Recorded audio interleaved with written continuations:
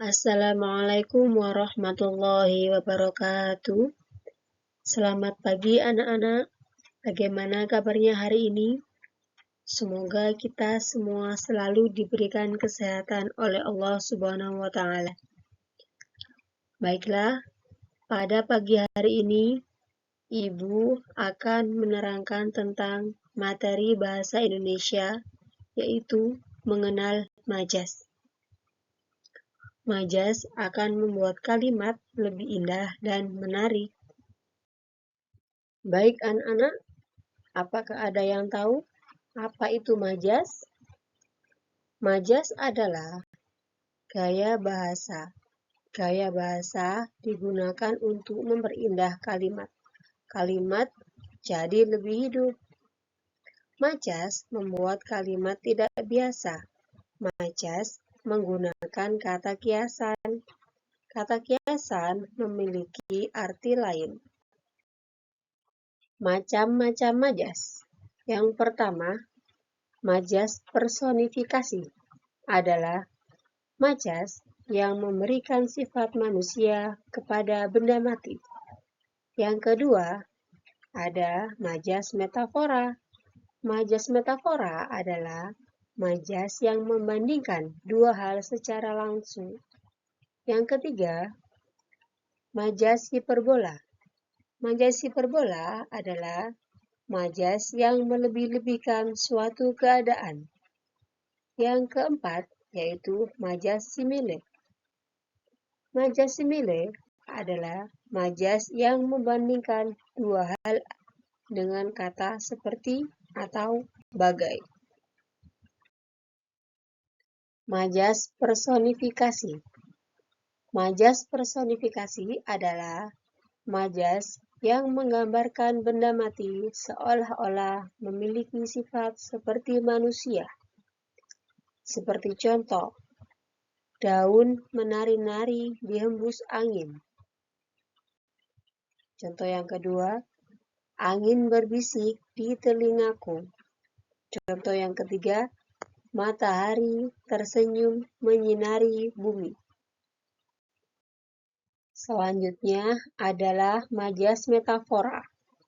Majas metafora adalah majas yang menggambarkan sesuatu dengan cara membandingkan sesuatu dengan hal yang lain yang memiliki ciri dan sifat yang sama.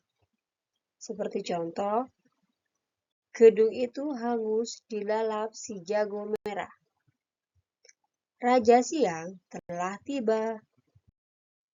Majas hiperbola. Majas hiperbola adalah majas yang digunakan untuk menggambarkan sesuatu dengan cara melebih-lebihkan. Seperti contoh, matanya sebiru lautan. Contoh yang kedua, harga dirinya setinggi langit. Yang terakhir adalah majas simile.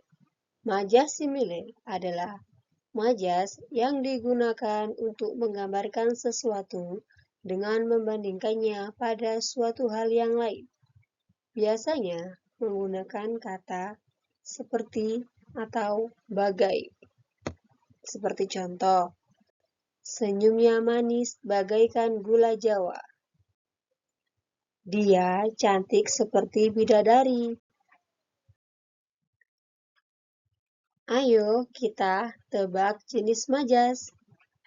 Soal yang pertama, ombak berkejar-kejaran di tepi pantai. Kira-kira pada soal pertama termasuk jenis majas apa? Nah, untuk soal yang pertama itu adalah termasuk jenis majas personifikasi. Karena ombak termasuk benda mati yang dirupakan seperti manusia. Untuk soal yang kedua, anaknya keras kepala seperti batu. Nah, kira-kira pada soal yang kedua termasuk jenis majas apa, anak? Ya, jadi untuk soal yang kedua itu adalah termasuk jenis majas simile.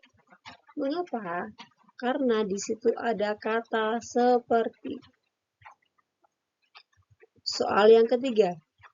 Suaranya menggelegar membelah bumi. Kira-kira pada soal yang ketiga ini termasuk pada jenis majas apa anak-anak? Nah, untuk soal yang ketiga itu termasuk jenis majas hiperbola. Karena itu termasuk sesuatu yang berlebih-lebihan. Nah, anak-anak, selanjutnya adalah latihan soal. Identifikasi majas berikut di buku tugas kalian. Untuk soal yang pertama, bulan sedang mengintip dari balik awan. Soal yang kedua, wajahnya bersinar bagai rembulan.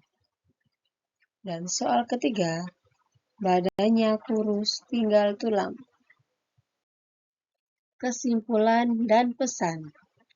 Majas membuat kalimat lebih hidup dan indah.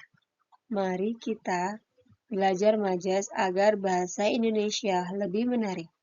Teruslah berlatih dan membaca.